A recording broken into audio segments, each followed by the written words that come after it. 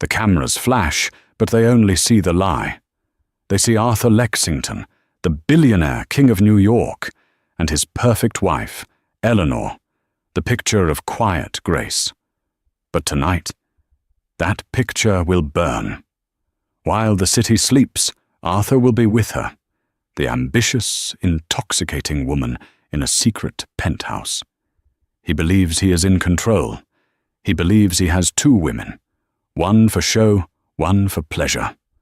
What he doesn't know is that by sunrise, the king will be a pawn, his empire will be cracked, and the only thing waiting for him at home is the end. The ballroom at the Metropolitan was suffocating, a familiar, cloying perfume of old money and new ambition. Arthur Lexington, his image reflected in 1,000 champagne flutes, felt the familiar tightening in his chest. It wasn't anxiety, it was boredom, a profound, crushing ennui that only a man who had everything could truly appreciate. At 52, he was the master of Lexington innovations, a titan of tech and logistics, a man whose casual whispers could send markets soaring or crashing. His suit, a bespoke creation from a tailor in Savile Row whose name he'd forgotten, felt less like clothing and more like a costume. He smiled, a practiced, automatic flexing of muscles, as a city councilman slapped him on the back. "Arthur, marvelous knight, the new wing is a testament to your generosity." Arthur merely nodded. The new wing was a tax write-off, a public relations maneuver suggested by his team. He hadn't even seen the architectural plans. His gaze drifted, snagging on his wife. Eleanor Lexington. She was, as always, perfect. Dressed in a severe, elegant column of midnight blue, her pale blonde hair swept back in a chignon that must have taken hours, she was the consummate society wife. She was discussing migratory bird patterns with the senator's wife, her expression one of polite, engaged interest. She was beautiful in the way a marble statue is beautiful, cold, flawless, and utterly untouchable. They hadn't truly touched in years. Their marriage was another one of his holdings, a legacy asset he'd acquired 25 years ago. It was stable, predictable, and utterly devoid of passion. The boredom was an itch. And then he saw the scratch. Across the room, standing near the silent auction display, was Isabella Vance. Isabella was everything Eleanor was not. She was fire and chaos, a rising star in his own company's marketing department. She was 28. Her dress was a scandalous, glittering crimson that clung to every curve, her black hair a wild cascade over one shoulder. She shouldn't have been here. This was an event for the senior board and their families. But Isabella had a talent for getting into rooms she wasn't invited to. Their eyes met. It was a jolt, a physical shock. Isabella's dark eyes held his, a silent, daring promise that bypassed the string quartet and the polite laughter. She didn't smile. She just looked. Her gaze traveled down his body, slow and appraising, before returning to his face. A tiny, almost imperceptible smile played on her full, red lips. She knew. He knew. The itch became a roar. Arthur felt his pocket vibrate. A text. He didn't need to look. It was her. "I'm bored, are you?" He navigated the crowd, a shark moving through lukewarm water, and intercepted his wife. "Eleanor, darling." He kissed her cheek. It was like kissing parchment. "I'm afraid something's come up. The Singapore deal. I have to jump on a call with Tokyo. It's going to be an all-nighter, I'm afraid." Eleanor's blue eyes, clear and unclouded, met his. There wasn't a flicker of suspicion. Or perhaps, he thought with a sudden, chilling clarity. There was nothing but suspicion, worn so long it had become part of her. "Of course, Arthur. You work so hard. Shall I have William wait up for you?" William was their driver. No, don't be ridiculous. I'll take a car. You stay. Enjoy the auction. Buy that hideous sculpture you were looking at." He patted her arm, a gesture of ownership, of dismissal. "It's a brancusi, Arthur," she said, her voice flat. "Whatever it is, bill it to the foundation." He turned, not waiting for a reply. He felt her eyes on his back as he walked away, a sensation like cold water. He shrugged it off. He was Arthur Lexington. He was entitled to this. He deserved a little life in his gilded cage. He pushed through the heavy bronze doors of the museum, the cool night air of New York City hitting him like a release. He pulled out his phone, his fingers already typing the message to Isabella. "My driver. 10 minutes. Meet me at the Soho penthouse." He didn't see Isabella slip out a side entrance. He didn't see his wife, Eleanor, standing perfectly still by the window, watching his car pull away. She didn't look sad. She didn't look angry. She simply watched, her expression as calm and placid as a frozen lake. Then, slowly, she lifted her own phone and made a call. "Marcus," she said, her voice quiet but ringing with absolute authority. "He's on his way to her. It's time. Execute the plan, now." The Soho penthouse was Arthur's monument to his own hypocrisy. It didn't exist on any of his official asset lists. The lease was held by a shell corporation, which was in turn owned by another shell corporation, a tangled web of legal entities designed to be impenetrable. It was sleek, modern and sterile, all glass and chrome and black leather, the antithesis of the sprawling, antique-filled Greenwich estate he shared with Eleanor. It was a place for transactions, not for living. When he arrived, the elevator opening directly into the living room, Isabella was already there. The crimson dress was pooled on the floor like a drop of blood. She was wearing one of his own silk shirts, unbuttoned just enough, and nothing else. "You took your time," she murmured, walking toward him. She smelled of expensive perfume and something uniquely Isabella, a coppery, electric scent that always made his pulse hammer. "The old guard. They talk," he grunted, shrugging off his jacket. He was already forgetting the ballroom, forgetting Eleanor. "Let them talk." She ran her fingers through his hair, a gesture both tender and proprietary. "They're dinosaurs. You're a lion. You should be with a lioness, not a museum piece." He laughed, a harsh sound. "Is that what I am? A lion?" "You're Arthur Lexington," she whispered, her lips brushing his ear. "You can have whatever you want. And you want me." He did. He wanted her ambition, which felt so much more honest than Eleanor's placid acceptance. He wanted her fire, which made him feel young, powerful, alive. The night unfolded in a predictable, intoxicating blur. They drank vintage scotch, the kind he kept stocked for exactly this purpose. They talked about her career, her brilliant new marketing proposals, which were really just his own ideas from 5 years ago, repackaged and presented with a dazzling smile. "The board is stale, Arthur," she said, tracing the rim of her glass. She was curled on the black sofa, her bare legs tucked under her. "Peterson, Davies. They're relics. They don't understand the new market. I understand it. We understand it." This was their game. She wasn't just a mistress. She was a corporate raider in waiting. She didn't just want his body, she wanted his keys. "Patience, Bella," he said, swirling the amber liquid. "These things take time." "Time is for the weak," she countered, her eyes flashing. "Eleanor has had 25 years. What has she built? A reputation for good flower arrangements. A seat on the opera board. It's an embarrassment. I could be your partner, really, side by side. Imagine the two of us. We could conquer everything." He smiled. He loved this about her, her naked, ravenous hunger. It was so simple. "And what about Eleanor?" he asked, playing his part. "It's complicated." "It's only complicated because you let it be," she scoffed. "You're a billionaire, Arthur. Buy her off. Give her the cold, empty house and the foundation. Set her up for life. A very comfortable, very boring life.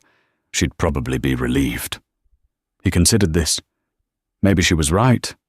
Maybe Eleanor would be happy to be put out to pasture. The thought was strangely appealing. A clean break.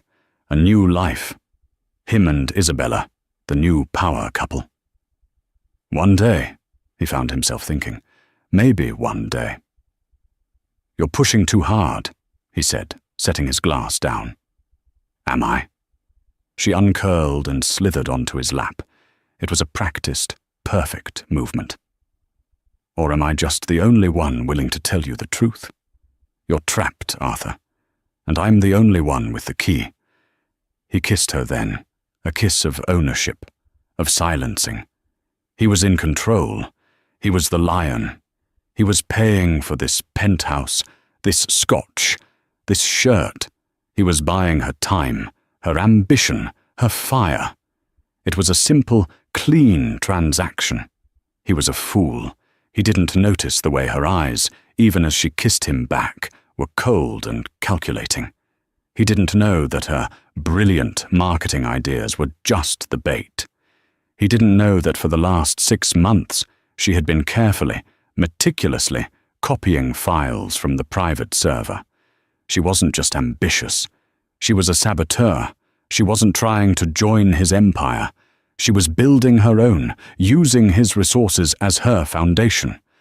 And he didn't for a second realize that her greatest ally, the person who had first quietly pointed her toward Arthur's server access codes, was the same man his wife had just called.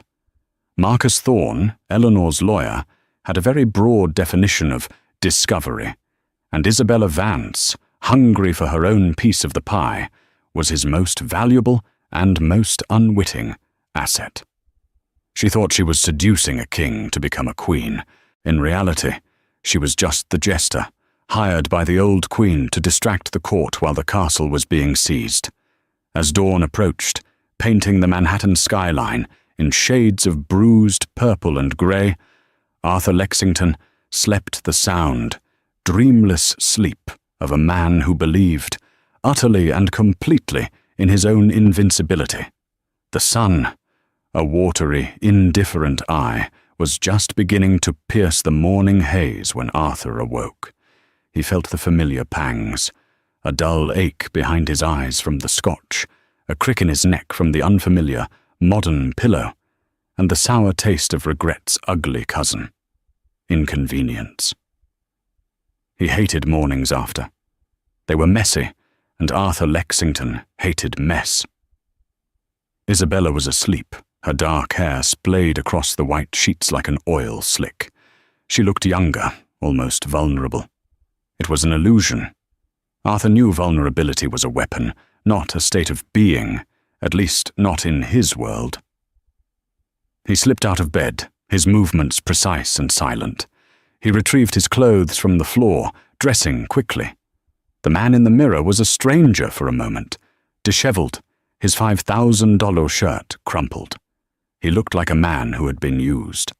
He smoothed his hair, buttoned his cuffs, and put the mask of Arthur Lexington Titan back on. He didn't leave a note. He didn't kiss her goodbye. The transaction was complete. The ride back to Greenwich was one he'd made 100 times, a grim pilgrimage from sin to sanctuary. His driver, a silent, stoic man named Thomas, kept his eyes on the road. The Bentley purred through the awakening city, crossing the line from the grit of Manhattan to the manicured, opulent silence of Connecticut. Usually on these drives, Arthur would feel a sense of smug satisfaction, of having successfully juggled his 2 lives. He was the master of his universe, bending it to his will. But this morning, something was off. The air in the car felt static. Thomas, who usually offered a quiet, "Good morning, Mr. Lexington," had said nothing. He had simply opened the door, his face a granite mask. As they turned onto the long, tree-lined drive of his estate, Arthur felt a knot of unease. It was too quiet.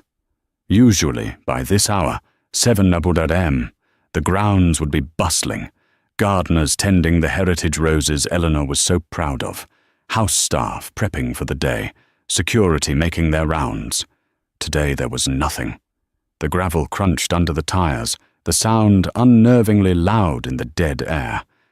The house, a formidable Georgian mansion that had been in Eleanor's family for a century, looked asleep or abandoned. "Thomas, what the hell?" Arthur muttered, as the car rolled to a stop at the grand portico. Thomas turned, his eyes finally meeting Arthur's in the rear-view mirror. His expression was unreadable. "Mrs. Lexington gave the entire staff the week off, sir. Effective yesterday evening." "She what? Why wasn't I informed?" "She said you were aware of it, sir." "For the spring cleaning," Thomas said. The way he said spring cleaning made it sound like a eulogy. "She arranged for my final payment herself, along with my severance, a very generous package." The knot in Arthur's stomach tightened into a cold, hard fist. "Severance? What are you talking about, Thomas? You're not retiring." Thomas got out of the car, walked around, and opened Arthur's door. He stood there, no longer an employee, but just a man. "Have a good day, Mr. Lexington." He didn't wait for a tip. He walked to a small, nondescript sedan parked near the service entrance, got in, and drove away. Not once looking back. Arthur stood alone in the driveway, his crumpled suit a mockery of his power. The morning air was cold, and he realized he'd left his overcoat at the penthouse. Cursing, he fumbled for his keys. He never used his keys. The door was always opened for him. He let himself into the grand foyer. The silence was absolute. The air was cold. The heating was off. "Eleanor?" he called out, his voice echoing in the marble expanse. Nothing. The house felt hollowed out. He walked into the grand drawing room. Something was wrong. The walls were bare. The Monet, the two Rothkos, the priceless Degas statue, Eleanor's passion projects, the art she curated with meticulous care, were gone. Empty spaces and hanging wires remained, like scars. "Eleanor!" he roared, a flicker of real panic now. He stormed through the ground floor. The kitchen was scrubbed, empty. The pantries were bare. He ran up the grand, sweeping staircase, his heart hammering against his ribs. He burst into their master suite. Empty. He went to her walk-in closet. It was a cavern, racks upon racks of empty hangers. Every dress, every shoe, every one of her famous, elegant handbags, gone. He spun around, moving to his own side of the suite. His closets were untouched. His suits, his shirts, his shoes, all perfectly in place. She hadn't taken anything of his. She had only taken herself. He backed out of the room, confused. This wasn't anger. This wasn't a fight. This was an evacuation, an organized, systematic, and terrifyingly thorough disappearance. He walked slowly back down the stairs, his mind racing. Where had she gone? Her mother's place in Palm Beach? Her sister's in London? How had she moved all this? The logistics? It would have taken months of planning. He stumbled into his study. This was his sanctuary, the one room in the house that was entirely his, all dark mahogany, green leather, and the smell of old books and success. Here, at least, everything was as it should be. His awards on the wall, his decanters full, his massive, imposing desk sitting in the center of the room. And on the perfect, polished mahogany surface, placed dead center, was a single, thick, cream-colored envelope. It was the same stationery Eleanor used for her charity correspondence. But this envelope wasn't addressed to a donor or a duchess. It just had his name on it, written in her perfect, elegant script. Arthur. Arthur stared at the envelope. It was weighted, heavy, made of the kind of thick, expensive cardstock that screamed importance. It lay on his desk like a judgment. For a long, silent minute, he didn't touch it. He circled the desk, a predator suddenly unsure of the trap. He poured a scotch from a crystal decanter, his hand shaking almost imperceptibly. He never drank in the morning. He downed the liquid in one fiery gulp, the burn grounding him. Finally, he snatched the envelope. There was no wax seal, no dramatic flourish. Eleanor was never dramatic. She was precise. He tore it open, a gesture of impatient, angry power. Inside there was no letter, no tear-stained confession, no angry, capitalized accusations. There was only a thick, stapled legal document. The top page was a cover sheet. In the Superior Court of the State of Connecticut, Judicial District of Stamford, Norwalk. Case number FST CV 25608. Lexington, Eleanor M., plaintiff. For Lexington, Arthur P., defendant. Petition for dissolution of marriage. Arthur read the words, but his mind couldn't process them. Dissolution of marriage. It was so clinical, so sterile. It wasn't divorce. It was an erasure. His rage, which had been a low, simmering ember, exploded into a white-hot inferno. Divorce? She is divorcing me? He ripped through the pages, his eyes scanning for the words he understood. Irreconcilable differences, dissipation of marital assets, adultery. The word hung in the air. Adultery. Attached to the back of the petition was a separate motion, and behind that, Exhibit A. He flipped to it. His blood turned to ice. It was a photograph. It wasn't a grainy, long-lens shot from a sweaty private investigator in a trench coat. It was a crystal-clear, high-resolution image. It was him, last night, standing in the lobby of the Soho penthouse, his arm around Isabella's waist. He was kissing her neck. Her crimson dress was unmistakable. The time-stamp, printed in the bottom corner, read 11:52 p.m., just an hour after he had left the gala. He flipped the page. Exhibit B, a shot of him leaving the same building.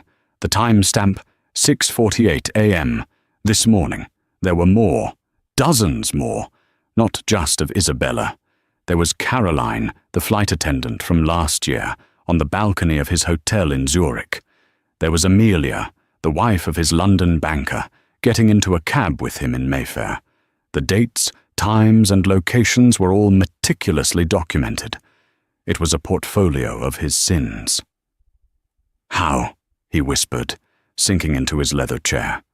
The chair, his throne, suddenly felt cold and alien. How could she have known? How could she have proven it? Eleanor didn't understand this world. She was the gentle, naive wife who planned garden parties. She didn't hire PIs. She didn't plot. He scrambled for his phone, his fingers punching in the number for his lawyer, Gregory Walsh. Gregory was a bulldog, the best and most ruthless corporate lawyer in New York. He'd handle this. He'd crush her. The call went straight to voicemail. "Gregory Walsh, I am not available. If this is a personal matter, please hang up. If this is a professional matter regarding the Lexington Innovations merger, all inquiries are now being directed to—" Arthur crushed the phone in his hand. What was this? He tried his office. His assistant, Janine, picked up. "Janine, get me Walsh, now, and find out what the hell is going on. My house is empty, and my wife is—" "Oh, Mr. Lexington," Janine's voice was high-pitched, trembling. "Sir, I don't know what to say. The board called an emergency meeting an hour ago. It's about the morals clause in your contract." "The morals clause? That's standard boilerplate." It's meaningless." "It's not, sir.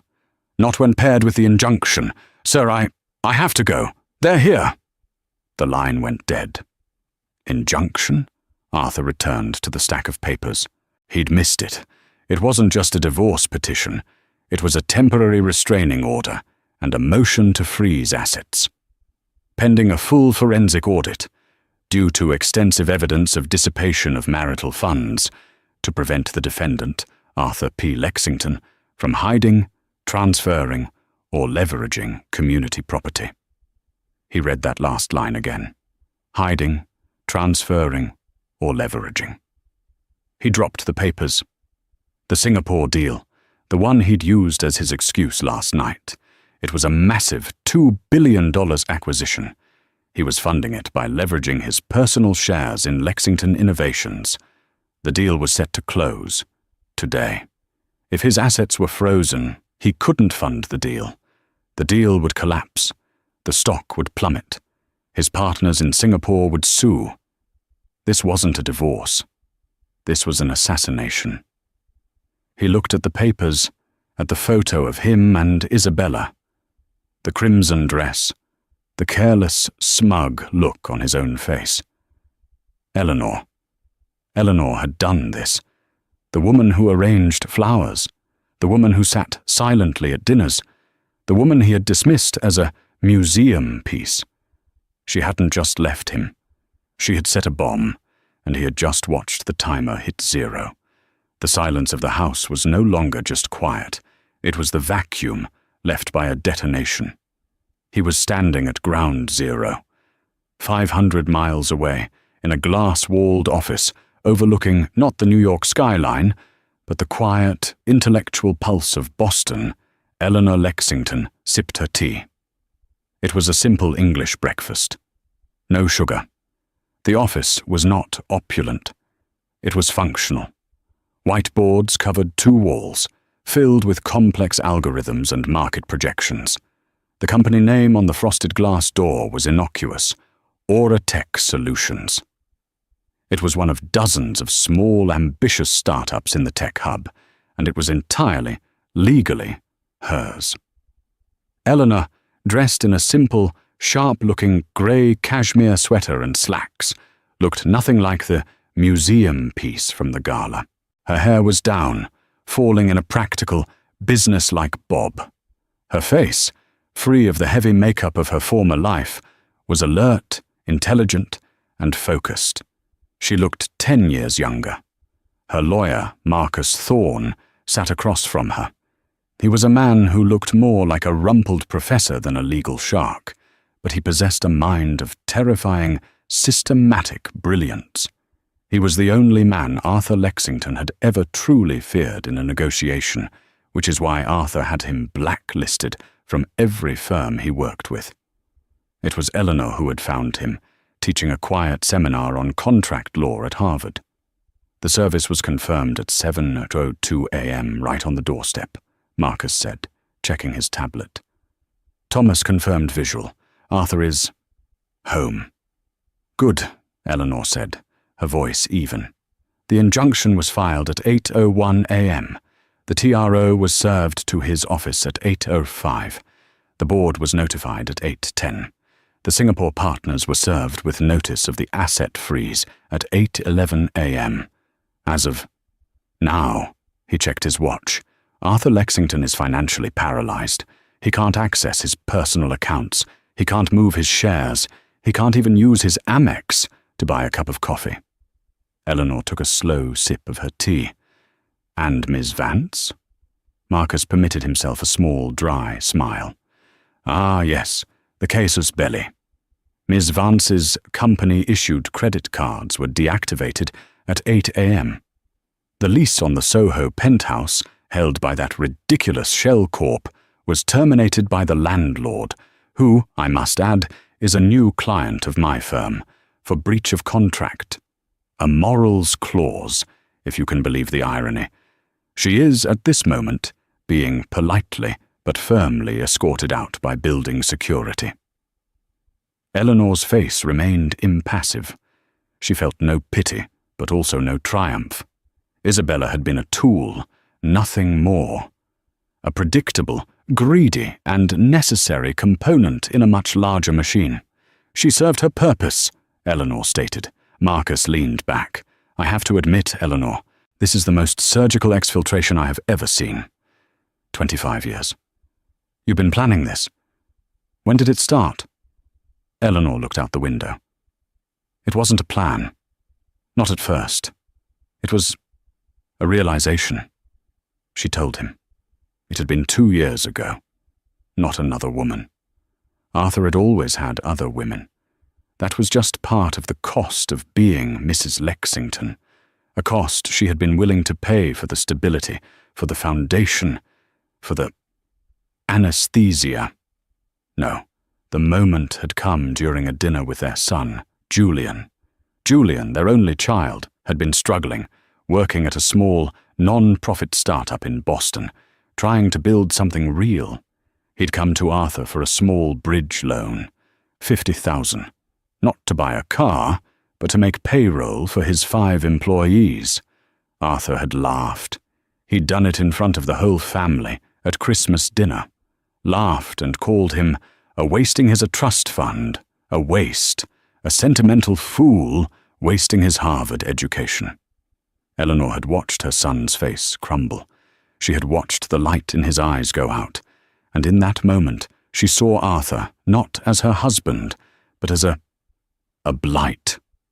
A force that didn't build, but only consumed, only tore down. That night she had opened a new laptop. She had started a new bank account with the inheritance her grandmother had left her, money Arthur had dismissed as pocket change. She had quietly finished the master's in computer science she'd abandoned 25 years ago to marry him. She hadn't just been planning garden parties. She had been attending tech conferences for the foundation. She hadn't been buying art. She had been diversifying her assets. Auratech, her little startup, had just, 2 days ago, secured a patent for a new logistics management AI that was revolutionary. It was designed from the ground up to do one thing: make Lexington Innovations' entire business model obsolete. He didn't just cheat on me, Marcus, Eleanor said, her voice dangerously quiet. He bored me. He disappointed me. He thought I was an ornament. He forgot that ornaments are just waiting for the right moment to be taken out of the box. She had known about Isabella from the start. She had, in fact, subtly encouraged it. She'd made sure Isabella's project got in front of Arthur. She'd made sure Isabella was at the gala. She needed a final, undeniable, public-facing reason. She needed the adultery clause. So, Marcus said, pulling his notes back. Phase 2. The board. They're panicking. The stock is already down 15% in pre-market trading. They're going to want a solution. They are, Eleanor agreed. And you are going to give it to them. They'll want to buy you out. A quiet, massive settlement. Eleanor laughed. It was a sharp, surprising sound in the quiet office. Buy me out? Marcus, they don't have enough money to buy me out. I don't want his money. I have my own. She stood and walked to the whiteboard, picking up a red marker.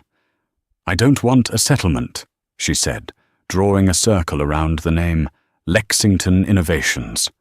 I want the company. Arthur Lexington spent the next 48 hours in a state of suspended, primal rage. He was a cornered animal, and he lashed out at the only things he could: the furniture, his now unresponsive phone, and the hollowed-out house. He finally got hold of a third-string lawyer from his firm, a nervous young man named Peterson who was clearly terrified. Mr. Lexington, sir, I can't advise you. Mr. Walsh he's been retained by the board against you. They're citing the morals clause. Sir, the injunction is ironclad. Everything is frozen. Then unfreeze it, Arthur roared, throwing his empty scotch glass against the study wall, where it shattered, spraying glass. Sir, you don't understand. The judge who signed it. It's Judge Amelia Harris. The one your... My what? The one your pack ran a smear campaign against last year, Peterson whispered. She's not a fan. Arthur felt a cold sweat. He remembered. The soft on-crime ads. He'd personally approved the funding. Eleanor, she had known. She had chosen the judge. This was a vendetta. Then the calls started. Not to him, but at him. The first was from Isabella. She wasn't calling from a secure line. She was calling from a prepaid phone, her voice a hysterical, weeping shriek. Arthur, they kicked me out. They took my cards. They said I'm fired. You have to fix this. Arthur, you promised. You, Arthur snarled, his voice a low growl. This is your fault. That red dress. You were a setup. My fault. My fault. I'm the one who's homeless. You told me you were leaving her. You said we were a team. Get in line, Arthur said, and hung up. He felt a vicious, fleeting pleasure. At least someone was more miserable than he was. He was wrong. Isabella, he would soon learn, had not been left with nothing. She had her golden parachute, the server files she had copied. She wasn't weeping. She was negotiating. Her first call had been to Marcus Thorne. Her second was to the Wall Street Journal. The Journal story broke an hour later. It wasn't just about the divorce. That was lifestyle gossip. The Journal story was about Auratech. The headline was brutal. Lexington Innovations, Fatal Flaw. Auratech AI claims 40% cheaper logistics, headed by Eleanor Lexington. The article was a masterpiece of corporate destruction. It detailed, with surgical precision, every weakness in Arthur's business model. His reliance on outdated infrastructure, his bloated executive salaries, his refusal to innovate. And then it introduced the solution, Auratech. It included quotes, not from Eleanor but from two major clients Arthur had dined with last month, who announced they were terminating their contracts with Lexington and signing new ones with Auratech, effective immediately. The stock, which had been bleeding, now hemorrhaged. It dropped 30, then 40, then 50%. The board didn't just call, they convened, an emergency session via Zoom. Arthur, dialing in from his cold, dark study, was met with a wall of furious, terrified faces. "Arthur, what is this?" demanded Peterson, the board member Isabella had wanted fired. "Who is this woman? This Auratech?" "It's my wife," Arthur said, the words tasting like ash. "It's nothing. It's a vanity project. A hobby." "A hobby!" shrieked another board member. "Her hobby just cost us $4 billion in market cap. The Singapore deal is dead. Our lenders are calling in our notes. We're facing a liquidity crisis." "I'll fix it," Arthur shouted. I'll file a countersuit. You'll do nothing." A new voice cut in. The voice was calm, measured, and familiar. Marcus Thorne. "Gentlemen, apologies for the intrusion. My name is Marcus Thorne, and I represent the majority interest in this matter." "What? You represent Eleanor?" Arthur spat. "No, Arthur. I represent Auratech. And as of 9 a.m. this morning, Auratech has acquired," he savoured the word, "the outstanding debt from your Singapore partners. They were distressed. We were not. We also acquired the holdings of several of your more agile institutional investors who saw the writing on the wall. As of 10 minutes ago, my client, Auratech, is the single largest shareholder in Lexington Innovations." The silence on the call was absolute. Arthur felt the blood drain from his face. You can't," he whispered. "We can," Marcus said. "This isn't a divorce, Arthur.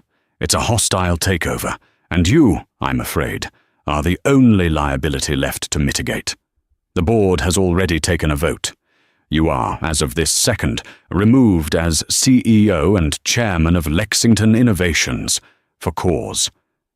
Security is on its way to your study to collect your company property. Don't worry, Arthur, Thorne added, a sliver of ice in his voice.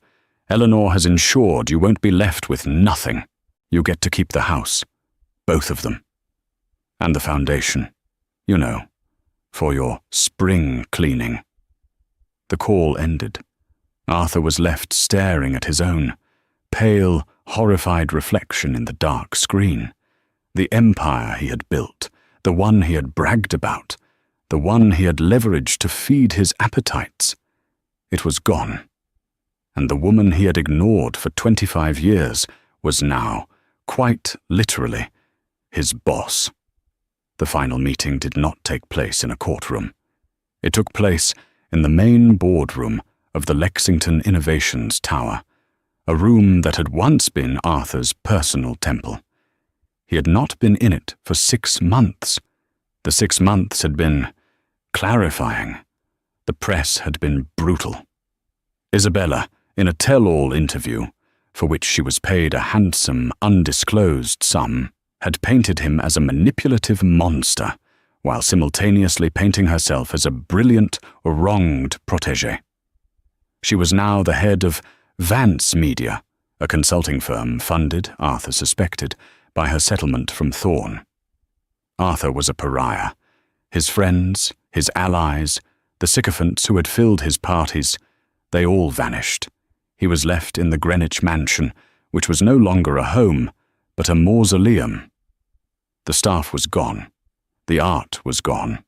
The life was gone. He had to learn how to work the coffee maker. He had been forced to sell his jet, his cars, his watch collection, all to pay the staggering legal fees and taxes on the pittance of shares Eleanor had allowed him to keep. He was no longer a billionaire. He was, by his standards, a pauper, a mere multimillionaire, trapped in a house he couldn't afford to heat. Today was the final signing, the papers that would formalize the merger of Auratech and Lexington Innovations, installing Eleanor as the undisputed CEO of the new combined entity. He was led into the boardroom by a security guard he didn't recognize. The room was full. The old board, his board, was there, looking sheepish and relieved. They were survivors, and at the head of the table, in the large leather chair he had commissioned, sat Eleanor. She was not the woman from the gala. She was not the wife from the mansion. She was radiant. Dressed in a sharply tailored, sapphire blue suit, her hair short and stylish, she was laughing at something Marcus Thorne had said. She looked vibrant, powerful, and happy. When she saw him, her laughter didn't falter. Her smile didn't dim. She simply nodded, a gesture of polite acknowledgement, as if he were a junior associate bringing coffee. Arthur, thank you for coming. Please, sit. She gestured to a chair at the far end of the table. He sat. The pen was placed in front of him. This is the final transfer, Marcus said. All business. You'll be resigning your last remaining seat, ceding your voting rights, and signing a comprehensive 5-year non-compete and non-disclosure agreement. A non-compete? Arthur's voice was a rusty croak. What am I going to compete with? I have nothing. It's a formality, Eleanor said, her voice smooth and strong. It was the voice of a CEO. We're protecting the brand. My brand. He looked at her, really looked at her. For the first time in a decade, the quiet, graceful woman he had married was gone. In her place was this empress, this architect. Why? He whispered, the one question that had haunted him. Why all this? Why not just take half and go? Eleanor leaned forward. The entire room strained to hear. Because, Arthur, you never understood. It was never about the money. I had money. It was about the waste. You wasted everything. You wasted your talent. You wasted your potential. You wasted my time." She pushed the papers toward him. "You built an empire on a shaky, selfish foundation. I'm just renovating. And the first step," she gave him a small, pitying smile, "is to take out the trash." His hand shook. He thought of his pride. He thought of fighting. But he was so tired, and he was, for the first time in his life, beaten. Utterly and completely. He picked up the pen and signed his name, the last time Arthur Lexington would mean anything in this room. He stood up, a ghost in his own life, and walked out of the boardroom. No one said goodbye. As he waited for the elevator, he heard it. A sound he hadn't heard in years. It was laughter. Bright, genuine, full-throated laughter, coming from the boardroom. Coming from his wife. The elevator doors opened, and Arthur Lexington stepped inside, pressing the button for ground. Winter came to the Greenwich estate not with a gentle grace, but with a biting, personal vindictiveness. Arthur Lexington, now a man of 60, felt the cold in his bones. It had been a full year since the signing, a year since he had ceased to be the Arthur Lexington, and had become simply Arthur. The mansion was a tomb. He had learned, through a brutal and humiliating process of trial and error, that his existence was now governed by logistics he had never known existed. The heating bill for the 20,000-square-foot house was, he discovered, astronomical. Eleanor's lawyers had been almost comically literal. He kept the house, but not the means to run it. His life, once a symphony of effortless power, was now a solo performance of mundane, infuriating tasks. He lived in 2 rooms, the vast, professional-grade kitchen, where he now knew, intimately, the smell of burnt toast and instant coffee, and his mahogany study. He'd had a cot moved in. To sleep in the master bedroom, the one he had once shared with Eleanor, was impossible. It was no longer his. It was a museum of his failure. His days were a blur of empty time. He would wake, make his own coffee, and then, what? He would sit at his desk, the one from which he had once commanded billions, and now used to browse the internet on a sluggish, consumer-grade laptop. His black Amex was a relic. He now possessed a simple, silver debit card from a national bank, with a daily limit that would have once amused him. He was, by any normal standard, still a wealthy man. The pittance of shares Eleanor had left him, after all, were in her new, skyrocketing company, Lex Aura.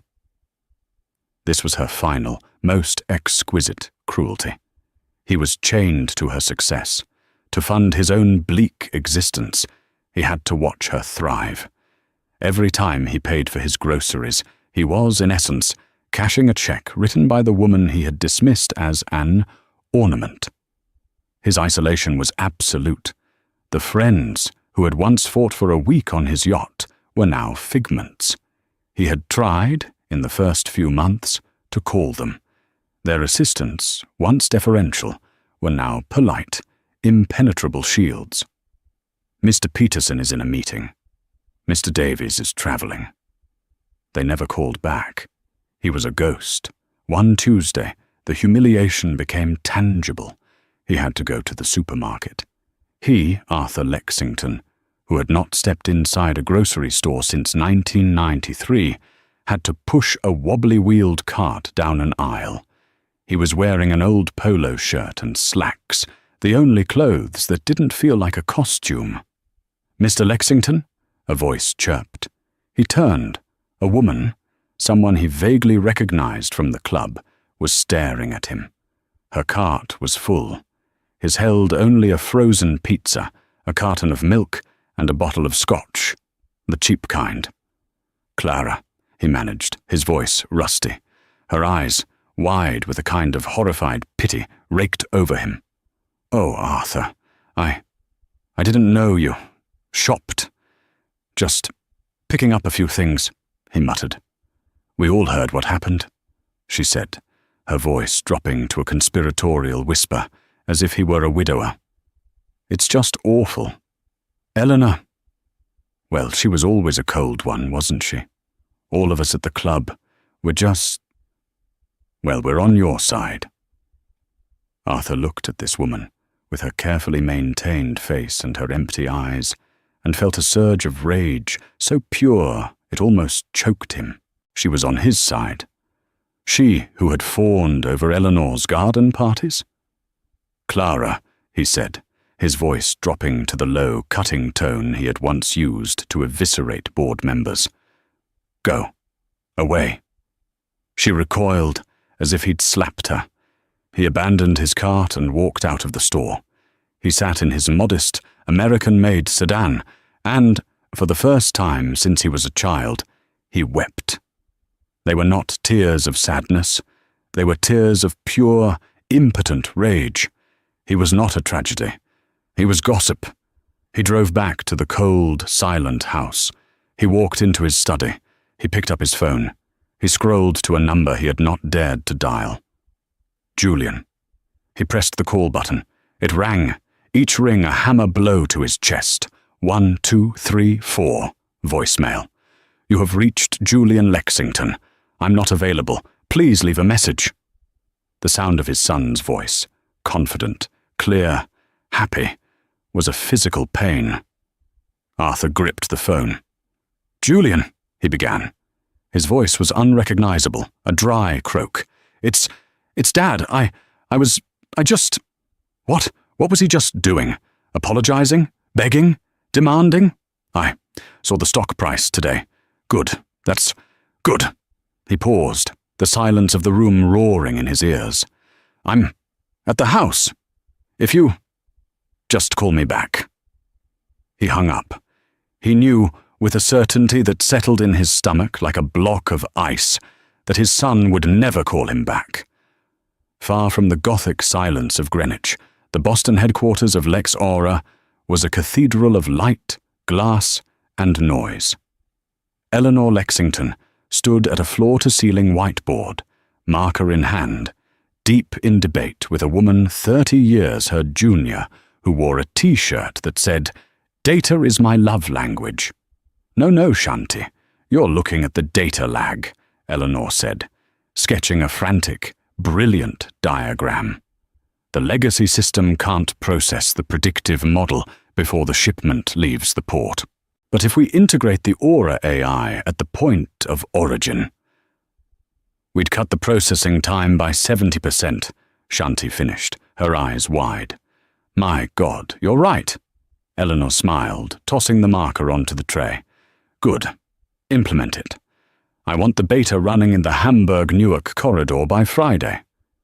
She was alive. Every cell in her body, every neuron, was firing in a way it never had before. She wasn't just a CEO. She was an engineer, an architect, a builder. She had not just taken Arthur's company, she had saved it from his neglect, transformed it from a lumbering dinosaur into a sleek, terrifyingly efficient predator. Marcus Thorne entered her office, which was not a mahogany box, but a glass-walled space in the center of the floor. "Julian's here," he said, smiling. Eleanor's face lit up, a genuine, unguarded radiance that transformed her. "Send him in." Julian Lexington was not the broken boy from the Christmas dinner. He was a man. He ran the Lex Aura Foundation, which was no longer a society wife's tax shelter, but a powerful, data-driven non-profit that was building sustainable logistics for developing nations. "Mum," he said, kissing her cheek, "you're going to be late. The Women in Tech Gala." I know, she said, gathering her briefcase. I hate those things." "You hate them or you hate wearing the dress?" he teased. "Both," she admitted. "It feels frivolous." "It's not frivolous," Julian said, his voice turning serious. It's important. They need to see you. What you did." Eleanor paused. "What I did?" "He called, you know," Julian said quietly. Eleanor stopped fussing with her papers. She looked at her son. "When?" "Yesterday. He sounded terrible. Small."